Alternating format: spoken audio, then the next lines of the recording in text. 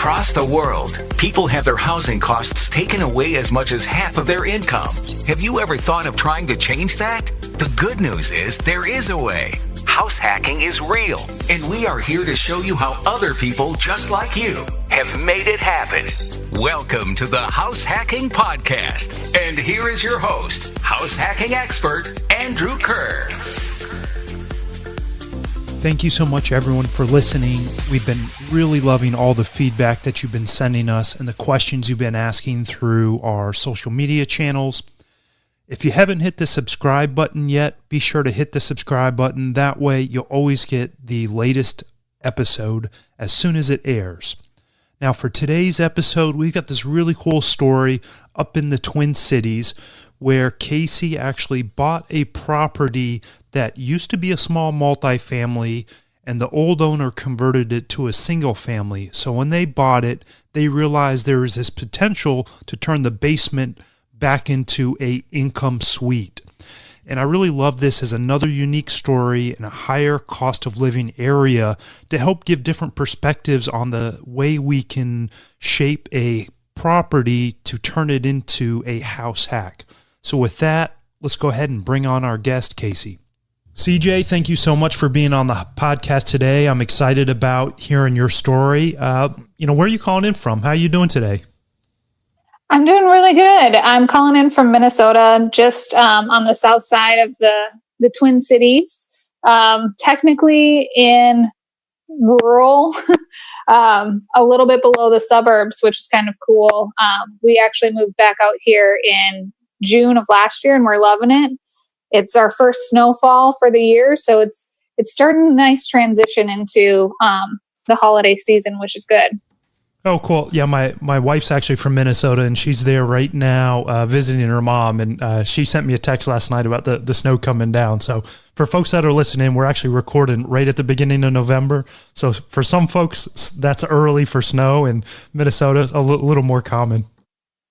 Mm-hmm, definitely. Yeah, I actually remember when my wife and I met, we were dating, doing disaster response work in Iowa, and I went up to go visit her in Minnesota on October 1, and it snowed.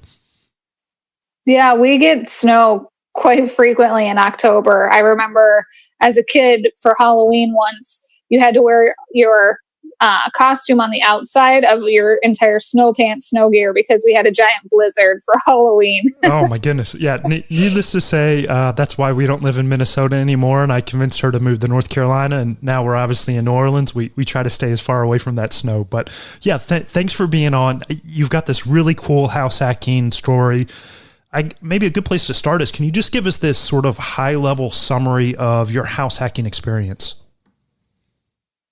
So back in 2014 is kind of where we started our house hacking. So that was when my husband and I were still dating, and we decided to purchase a house that we knew we wanted to make into a rental property long term. So it took us a long time to find it, but we finally found it. And then from there on, it was a complete house hack the entire time. We had numerous roommates that lived with us. And since then, we've actually moved out, found our dream home on 9 acres, and still have the people that were living with us back then living in that house now. So it's made it really easy of a transition. Cool. Well, let's sort of dig into this house hacking story that you have. So this is 2014. You and your soon-to-be husband are dating. Are you guys already engaged at this point, or you sort of say, hey, we know we're going to be together, let's buy a house together? Yeah, so we had been living together for 3 years in an apartment, a 2-bedroom apartment, and we knew we were going to be together. We've known each other for a very long time. We've actually known each other for 22 years now. Oh, wow. And we're 29. So it's been a long time coming. We knew we were going to be together for quite a while. So we decided that we were going to buy a house before we got married. And we wanted it to be a rental property long term. So we specifically were looking for a duplex or duplex-like homes, or a really good single family home that we could then rent out long term. And we spent a good 8 months trying to find this property. And we actually lucked out. We had put offers in on 4 or 5 houses. One we ended up getting, but the inspection found foundation issues.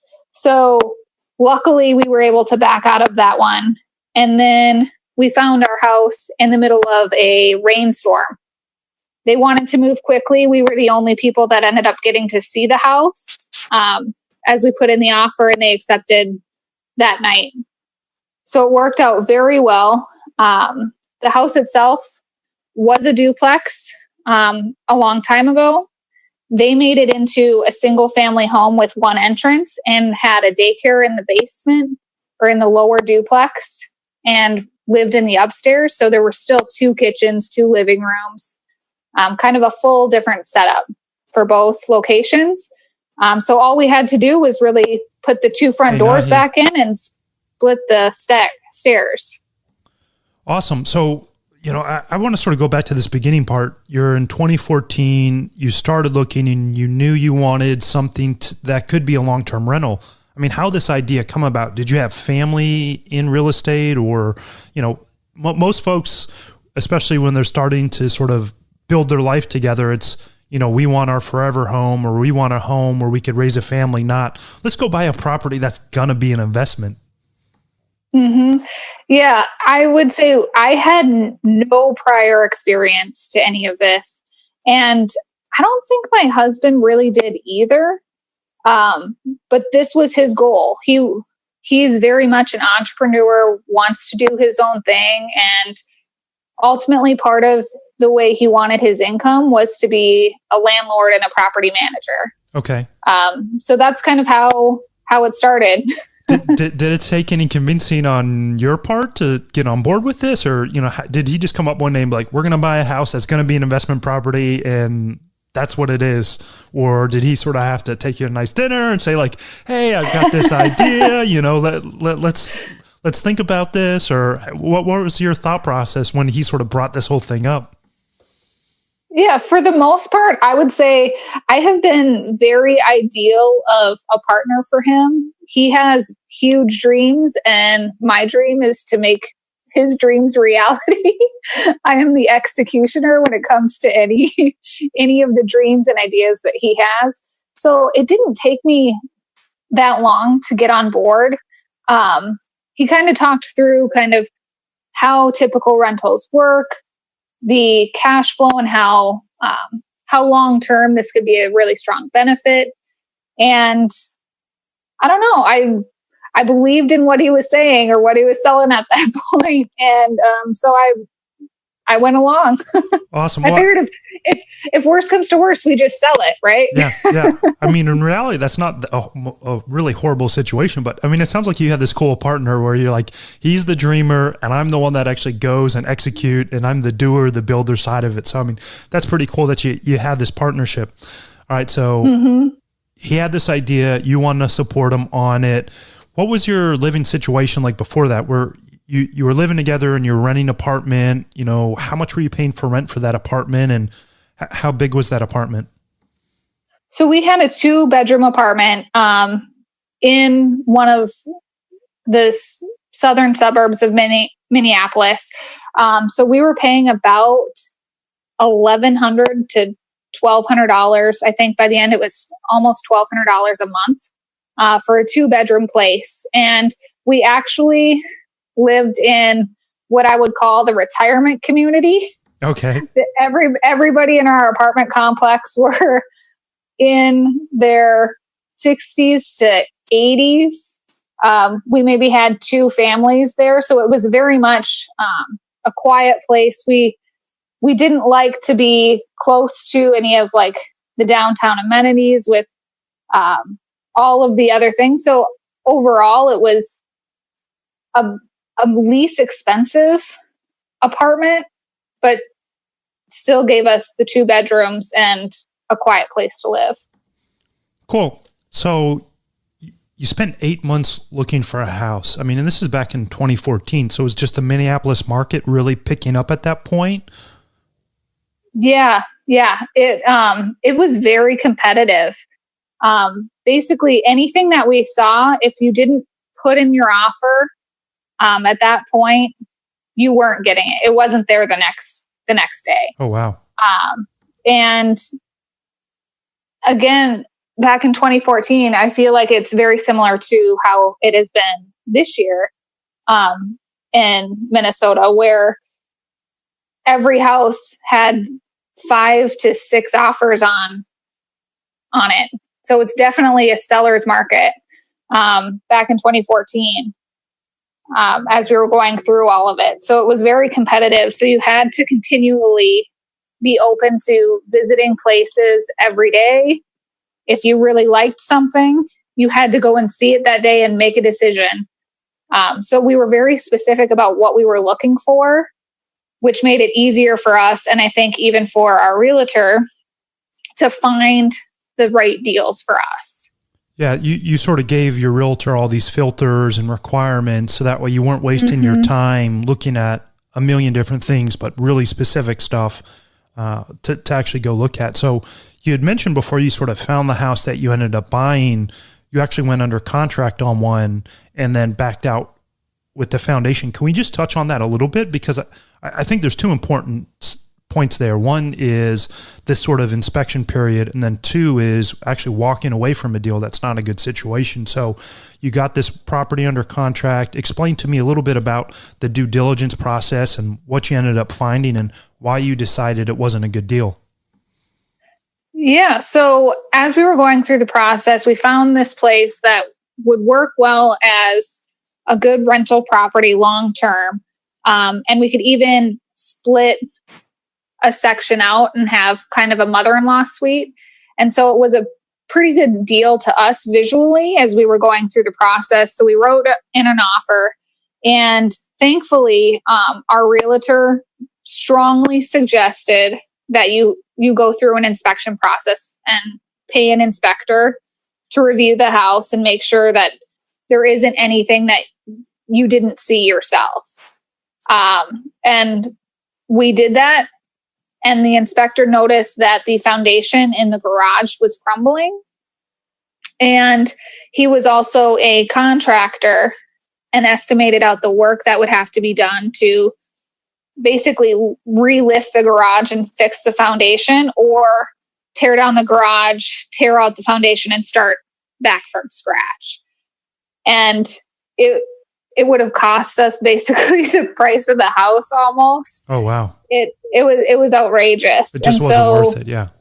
Right. It just wasn't worth continuing on. So luckily, I think our inspection cost was maybe like $300 or $500, something's in there, saved us tens of thousands of dollars. Yeah. And made it easier to walk away. And luckily for us, we noticed it and we requested that they put that in for future people, because you may notice something as you're going through and looking at houses that the homeowner doesn't know, or that the real estate agent on their side doesn't know. So they're not including it in as part of the offer, the agreement, knowing that there are these types of issues. Yeah. Yeah. But better, I think it's a great tip though, that you actually went and your realtor encouraged you to spend that $400 or $500 or so on the inspection. And it's better to lose that $500 than get into a deal that could set you back tens of thousands of dollars. So I think that was really smart that you walked away. I know sometimes folks get so emotionally attached to a property, or sometimes the rational side of our brain doesn't think very clearly. So yeah, thanks for just touching on that point. But let's go on to the property that you actually found. So you spent 8 months looking, you went under contract on a deal, you didn't close, had foundation issues, you backed out. Did that discourage you from continuing to look, or did you basically sort of pause for a moment and said, we're right back in it, let's keep looking? It did discourage us a little bit for maybe a couple weeks to a month. It became really hard. We got the first house that we put an offer in, we ended up getting it fairly quickly and it was a lot easier. The next house that we put an offer in, we were one of 5 and lost it. And then the next house, we were one of other offers and we lost that one too. So it became more of this discouraging as we went. We finally got one and it didn't work out. And so my husband actually didn't even want to see the property that we ended up getting. I said, this is the perfect place for us. And he's like, I don't want to go through all of this again. Yeah. At this point, we've placed offers. We're not getting them. There's so many people. It's so competitive. This place, the way that we're looking at it and what it can offer, it's going to go way above asking, and it's not going to be worth it. And so I said, well, let's just go take a look at it and we'll see. We might as well try. This is it was one of those things where you create your wish list of everything that you want in a property. Yeah. And this one had everything. I was like, there's no reason that we should just not try. Yeah. Yeah. We need to look at it. Well, it's great when you have that partner that even if one of you gets discouraged, the other one is staying positive and helping push and pull each other forward. So you went to go look at it and you mentioned a rainstorm. Mm-hmm. Yep. So it was actually a really bad thunderstorm that day. And so we ended up going in the pouring rain. Traffic is really bad. Whenever it rains or snows, traffic is always horrible. But we went down and saw it with our realtor and absolutely loved it. And so we put in an offer that night because we knew that this was still a very competitive environment. And they actually responded within 2 hours of us placing in our offer, saying that they would take it. That's awesome. So I don't know what their situation was, but it sounded like they needed to move very quickly. So we really lucked out in the opportunity. And I don't think anybody else got to even see the property because it was posted. We went and saw it. And it was during that rainstorm. So nobody else really went out that day. And yeah, it worked out perfectly for us. So a lot of persistence and a little bit of luck helps you get the house that checks off every single box. So what were some of these things that were actually on your checklist, and why'd you say like this is the perfect house for us in our sort of situation that we want to be in? Yeah, so we were looking specifically at houses in the suburbs of the cities. We wanted it to be more in a family neighborhood, and overall, we were driving through the different neighborhoods quite a bit. So we narrowed it down to a specific city, which ended up being Prior Lake, Minnesota. And overall, we knew kind of the different areas that we liked. And this one was in that area. It had the opportunity to be built into a duplex. And it still was zoned as a multifamily home, even though it was a single family. So we ended up getting the benefits of not having other investors look at this property because it was marked as a single family home. Oh yeah. But it had the 2 kitchens. It still had the 2 living rooms. Everything was all set up for it being a multifamily location. And that was really ultimately what we wanted, was a multifamily option. So we could live in one side and work on the other, or live in one side and rent out the other, and give us more flexibility to choose how we wanted to live by ourselves or with people long term too. Cool. So after spending 8 months of looking, a lot of ups and downs, you closed on this property. Do you remember roughly what you ended up buying it for? We ended up buying it for $190. Overall, it was really nice because we were first-time home buyers, so we ended up getting those benefits as well. And our down payment was only about like 7%. So it wasn't something where we ended up having to do the 20% down, making it a really easy opportunity for us to find the right mortgage options too. Yeah. All right. So when you bought it, you didn't have to put down a ton of a down payment. Do you remember at that time, what was roughly your mortgage payment on the property? Our mortgage payment was $1,300. So just $100 more than our rent, overall. Yep. So it became very doable, and it was pretty much laughable at that point. With $100 difference, you own the property versus what you're renting for. Yeah. And did that $1,300 include your taxes and insurance? Mm-hmm. That included, the property mortgage insurance and the homeowner's insurance, taxes, everything. Yeah, I mean, that's really, really reasonable where you're like $1,200 to $1,300 and actually owning the place, and you're going to get some principal pay down and hopefully appreciation over the long run. I mean, so that seems to me very reasonable if this was going to be just a normal single family house that you're going to live in, but this had a lot of different opportunity. So what was the makeup of the house? It sounded like there was a downstairs unit and an upstairs unit. How many bedrooms and bathrooms were in the property total? Yep. So, basically the upper level is one unit, or ended up being one unit. But it's a 2-bedroom, 1-bath, kitchen, dining, living room space. And then the lower level is basically a mirror of that. But only a 1-bedroom, a large walk-in closet that has the utilities for the entire house in it. Otherwise it's got the same layout, laundry, bathroom, kitchen, living room, kind of the full setup as well, with a walkout garage. Okay. So the lower level gets to walk out directly into the garage, which is a major selling benefit to renters who live here in the winter. You don't have to go out, start your car, or walk outside to get to your garage and experience the cold. You can just walk in straight from your house into the garage. Yeah. Yeah.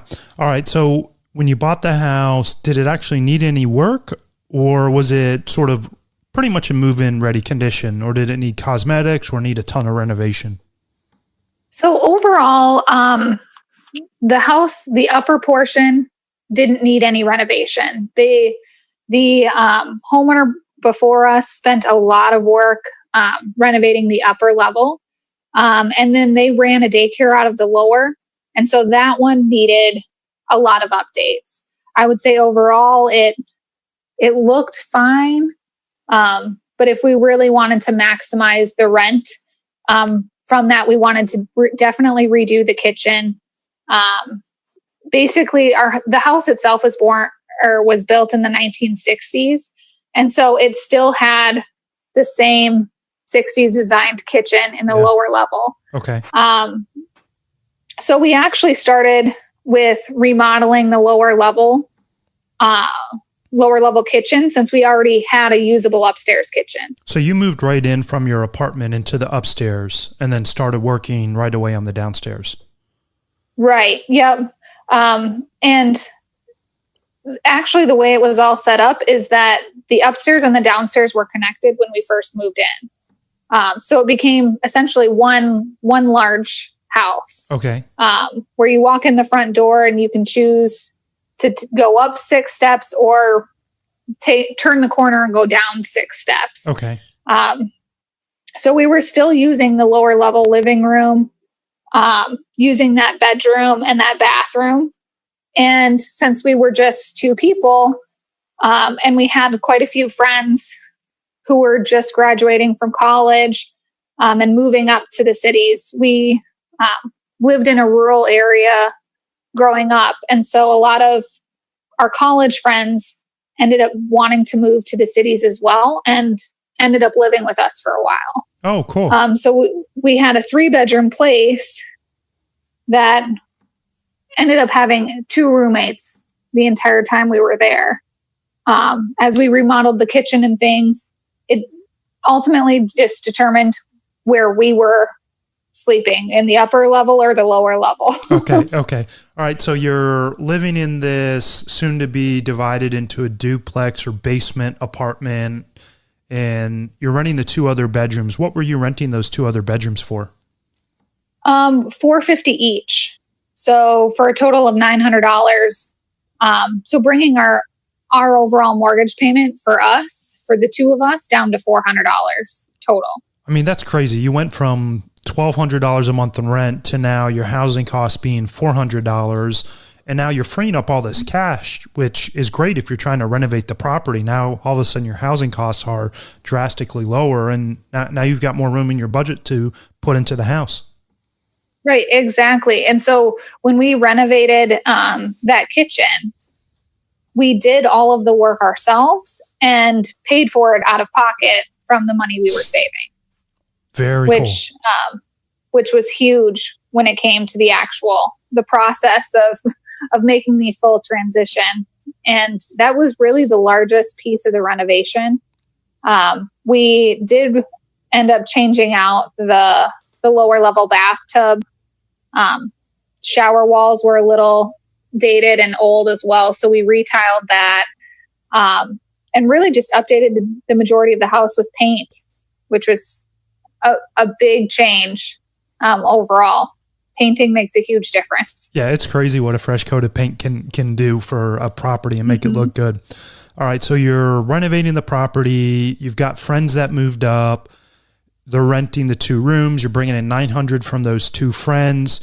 Did you have your friends sign a lease, or was it more of just, hey, you're friends, you can move in, it's $450 a month?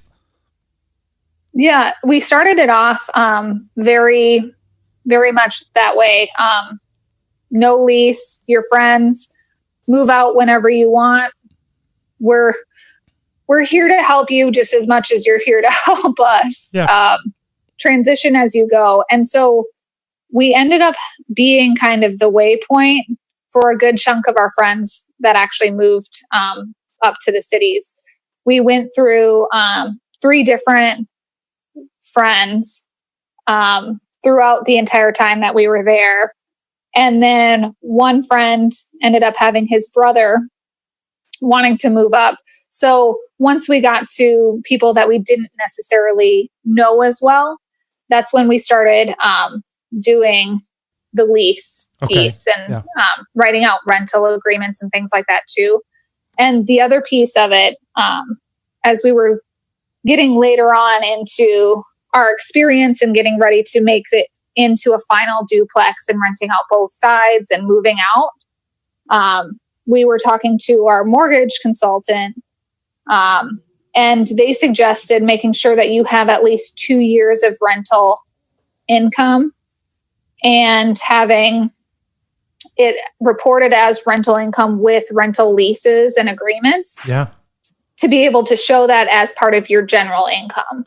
Yeah. And I want to pause there really, really quickly. So you touched on this great point. And so for folks that are listening, the reason why you want that 2 years history, so when they're going to move out and go buy the new house, they don't want to have the mortgage affecting their debt to income ratio. And if you don't have those 2 years of landlord experience with 2 years of reportable income, now they don't have anything to offset that mortgage. And it's going to make it really difficult to buy that next house. And I'm glad you talked with your mortgage consultant, because a lot of times when folks rent to a friend and just rent the room, they'll say, oh, great, you're paying the $400 or $500 in cash, whatever it is, and I'll just pocket the money and I don't report it.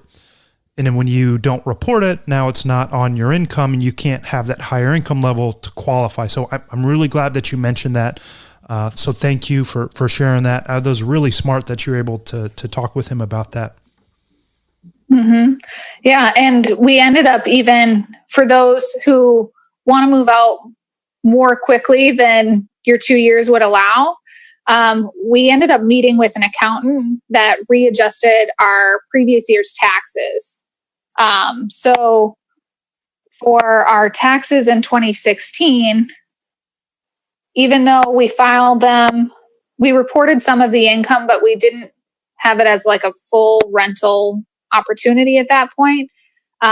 We talked to an accountant and had him redo our taxes to reflect the rental as a business itself, and included it as different types of income, which you can kind of go back and update that if you need to. Yeah. So it cost you a little money in taxes, but what it did is it let you then be able to qualify for a bigger home.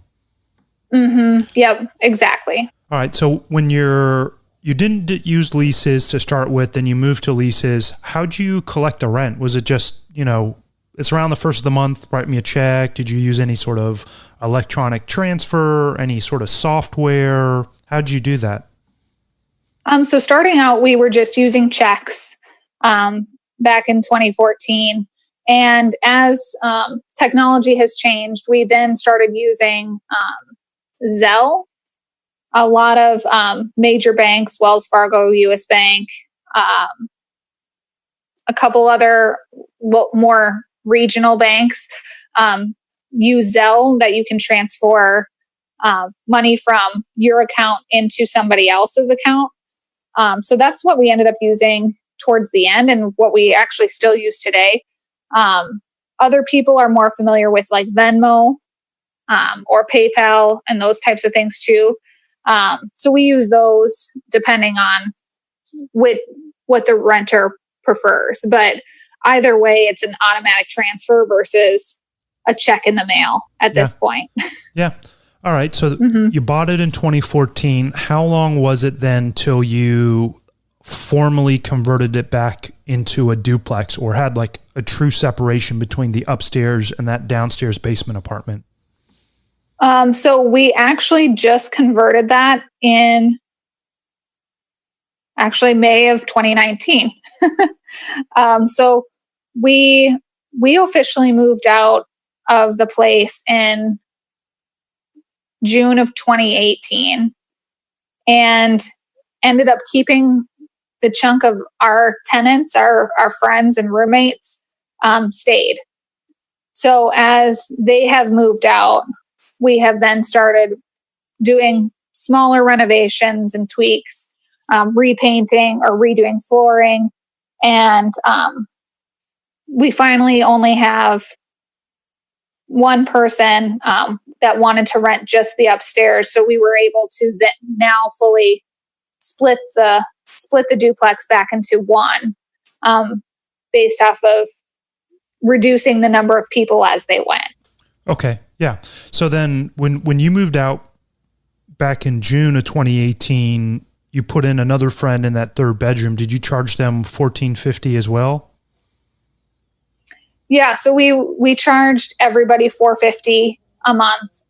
And then they also were in charge of utilities. Okay. And the three people there just split the utilities. Okay. Mm-hmm. Great. So you're bringing in like $1,350 a month for the property, and your mortgage on it was $1,300. Mm-hmm. Okay. Yep, exactly. So you got a little bit of profit in there. You're breaking even on it, essentially. Yep, essentially breaking even on it. We had agreed that as we were moving out, that as long as the property is not costing us anything extra, we were good with keeping it as is. And then because it's no longer friends living there, as we're now looking for renters in the lower level, we were going to charge the higher rent amount that actually matches more of the general rent now that it's fully split out. Yeah, friends were there. You're helping them move into the city from the more rural area, get established, and then they can find their place. Yeah, I mean, I think that's really reasonable. It's as long as we're breaking even and we're helping our friends, it's a win for everyone. And now you're saying, okay, we're bringing in strangers, real tenants, they're paying market rent. No longer, we're not being nice to strangers. Makes perfect sense. So how'd you decide on what actually the market rent was? So we started looking at all of the other rental options in the local area and pricing things out that way. And in most instances, a one-bedroom apartment is around $1,000 a month. Okay.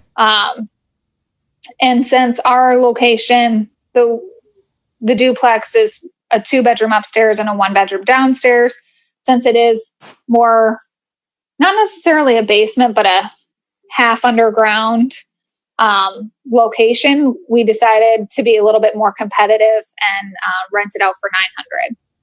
Okay. I think that's also reasonable, where you're saying, you're not getting the full giant windows that you would an upstairs level. you're a little less, so you want to be competitive so you can get a tenant in. So you're renting that bottom for $900. What about the upstairs? How are you renting out the 2-bedroom, 1-bath now upstairs? Yeah. So our friend is still living upstairs. And as part of that, she is helping us keep an eye on the entire place as a whole. So she is actually renting her section out for $900 as well.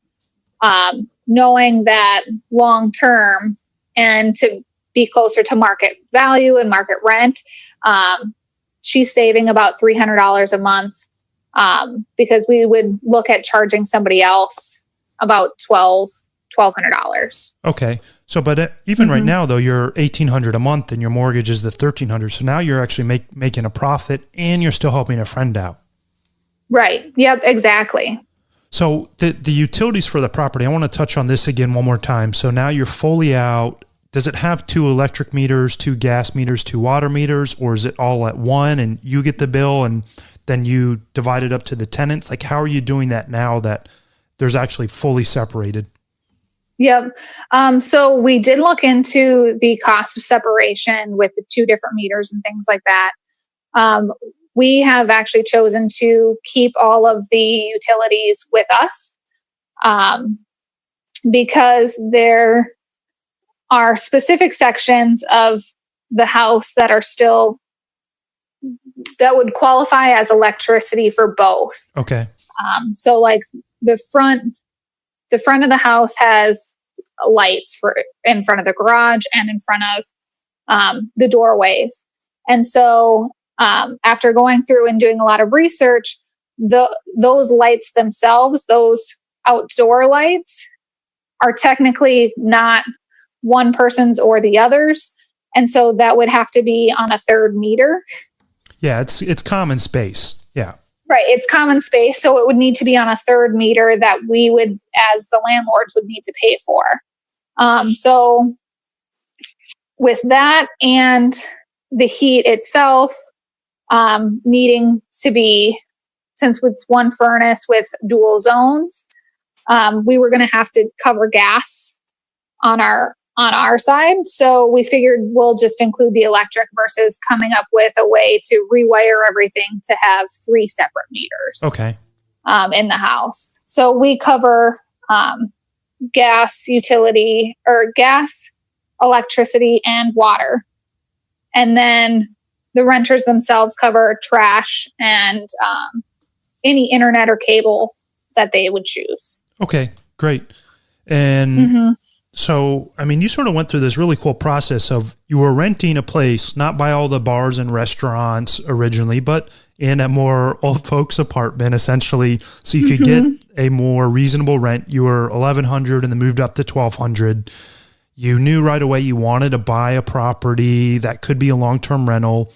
You bought it. Your mortgage is $1,300, and then you start getting in the roommates, and now you drop to about $400 a month for your housing costs. So, $1,200 down to $400, you're saving $800 a month. You start using that to fix up the property and get it fully separated. And now it's in a full rental property. You're bringing in $1,800 a month in gross rents, and still you have some utility costs you have to pay, but you've got your mortgage at $1,300. So now you actually have profit from that you can use to pay your existing mortgage on your new sort of, is this your dream home, your place you plan on living for quite a while? You mentioned like 9 acres, and it sounds like it's a pretty cool place. Yeah. So we plan to stay here for life. This is the intention is to have it be our dream home, but we're still looking for other opportunities in the neighborhood to create other rental options, other Airbnb options, or short-term rentals. But we plan to stay in our current home right now for life. Awesome. I mean, that's really cool story, how this sort of 4 or 5 years, the way it did, it sort of brought you from renting to homeowner to having decreased living costs to now, getting into your dream home and still having this nice cash flow rental property. So, thinking back through that period of time, what do you feel your biggest win was or your biggest success was with that house hacking experience? Overall, I would say the biggest success was being able to find the place and get one that actually met our criteria of being the single family home that technically was a multifamily that we could easily transform into a duplex. I would say would be our biggest success with it. Cool. And sort of thinking back through that same period of time, what do you think your biggest challenge was? Or did you have something, if you're thinking back, if you could go back in time and change it or do it differently, what that might be? Overall, I would say the biggest challenge was that we bit off more than we could chew on a lot of our home renovation projects. Oh yeah. We were pretty handy, and my husband has now actually become a full entrepreneur and does woodworking as his main business.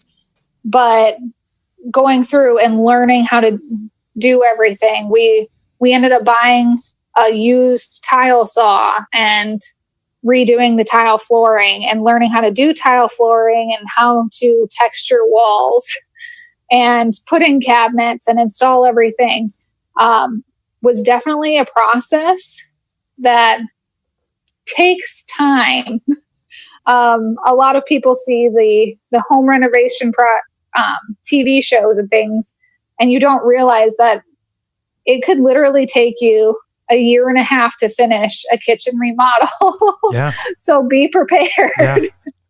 And the amount of dust that can be created and the challenging piece of just living in your renovation. Yeah. Living in the renovation, doing the renovation with your spouse. Yeah. Yeah. Mm-hmm. And awesome. Still having full-time jobs. Yep. It's a lot.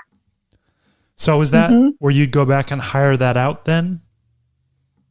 I would say for us personally, no, we wouldn't.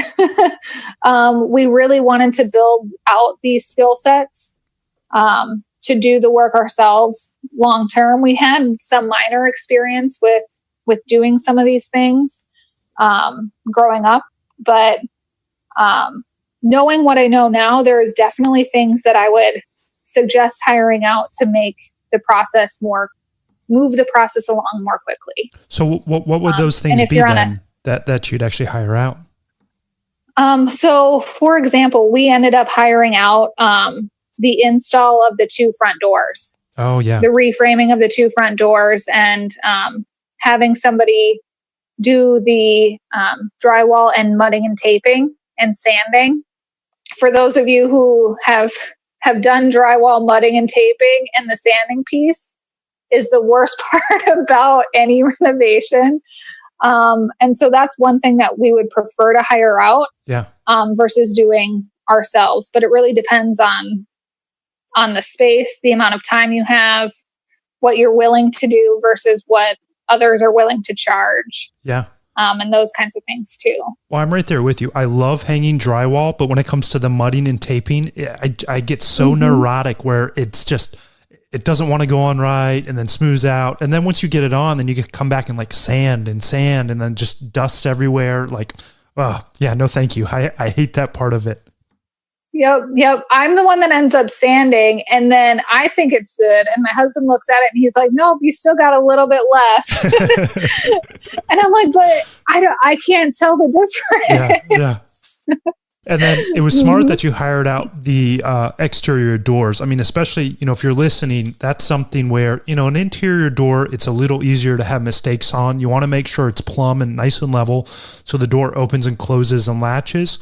You need that same thing with the exterior door, but the exterior door you want to make sure is done really right because it needs to be watertight. You're letting the elements in and out if it's done wrong. So thanks for sharing those successes and challenges. I know you're sort of in your dream house now, but sorry, go ahead. The other thing too with the front doors is that the importance of the seal is, and making it waterproof, as you said, is extremely important. We actually had to have the company that put in our doors come back out because they made the seal too tight. The door was too hard to open. So that's definitely one of those things that I would recommend. having professionals do, because if it does become too tight, as the weather changes and things like that, they will come out and fix it. Yeah, and what she's referring to, houses tend to settle over time, and especially as the seasons, when it gets really cold, stuff contracts, and if it's too tight and you install it in the summer and it's too tight, when the house starts to contract and settle, you can actually have some really big problems. And same thing if it's, too loose in the winter, and then summer comes around and stuff expands, you get these challenges that can really come up. So yeah, thanks for mentioning that.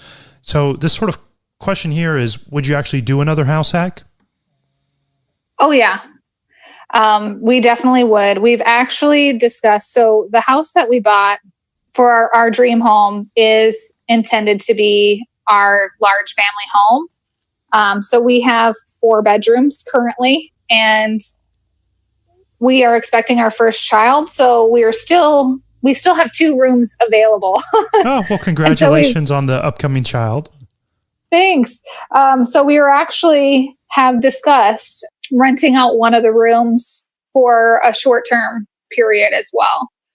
So still house hacking in our current house to help continue to increase our speed at which we could get our next rental. Long-term, we want to do another duplex, maybe even a quadplex.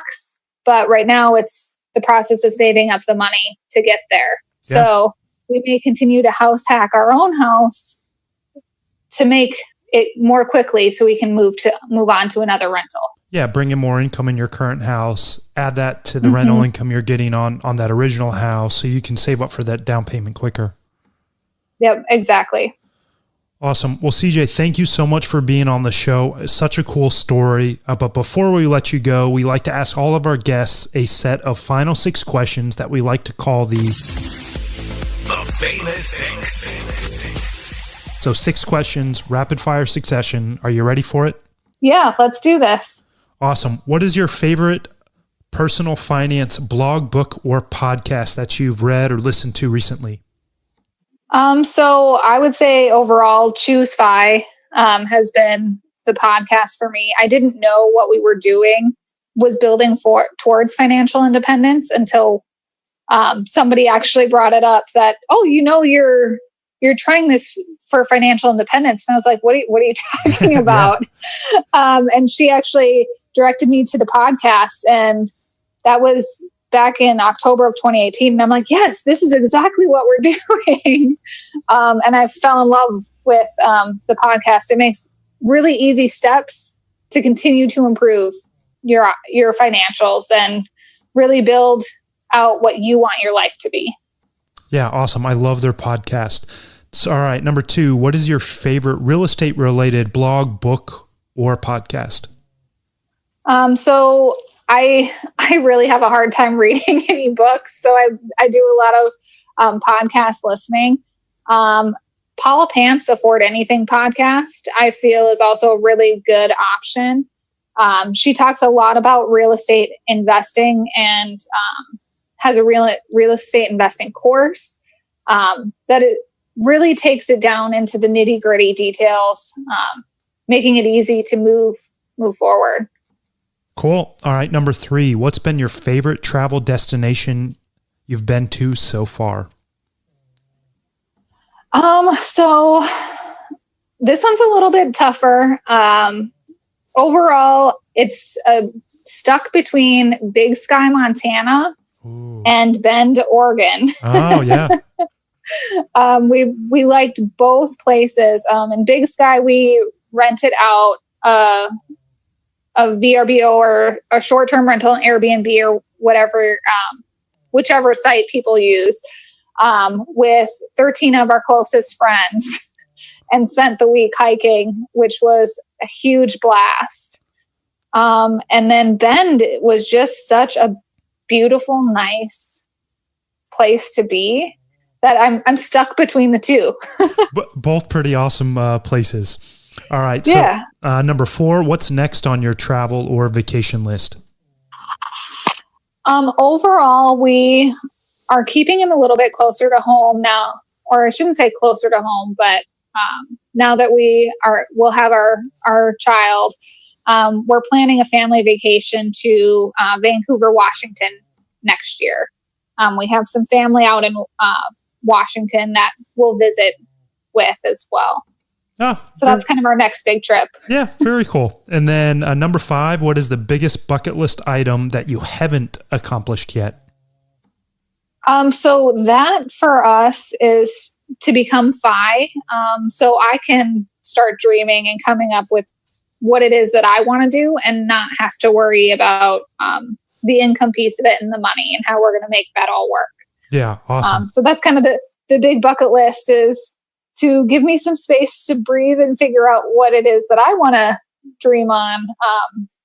As I mentioned early on, my husband's the dreamer and I'm the executor, and he's pushing me to come up with what my dreams are so we can execute on those next. Oh, very cool. That's so awesome. Yeah. So have you figured out a timeline of how far you are away from FI yet, or are you still trying to figure out and play with some of those calculators?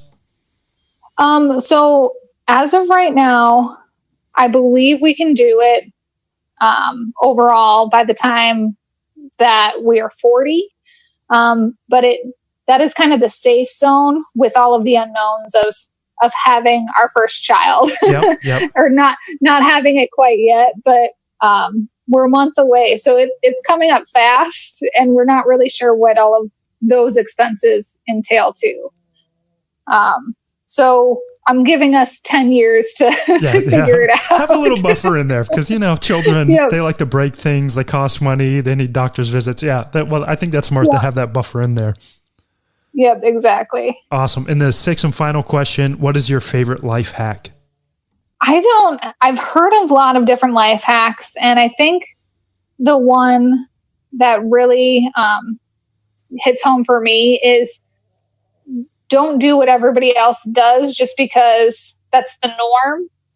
Do what is right for you. And if that's house hacking, and if you're 30 years old, you're not supposed to be living with other people or whatever that stereotype culture piece is out there. You don't have to follow it. It's not the end all be all, and it can improve your life overall. I mean, we loved living with roommates, and even as we continued to age, it isn't as big of a deal as I thought it was being a 21-year-old, Yeah. I mean, once you're used to it, it just becomes a norm. Mm-hmm. Yeah, exactly. Awesome. Well, CJ, thank you so much for being on the show and being so open and sharing your story and your house hacking journey. We really appreciate it. And thank you again. Thanks. Thank you for listening to the House Hacking Podcast. For more up-to-date information on house hacking, to access links and resources mentioned in today's show, and connect with a guest and host, head over to www.fibrei.com. That's www.fibrei.com, where your house hacking journey begins.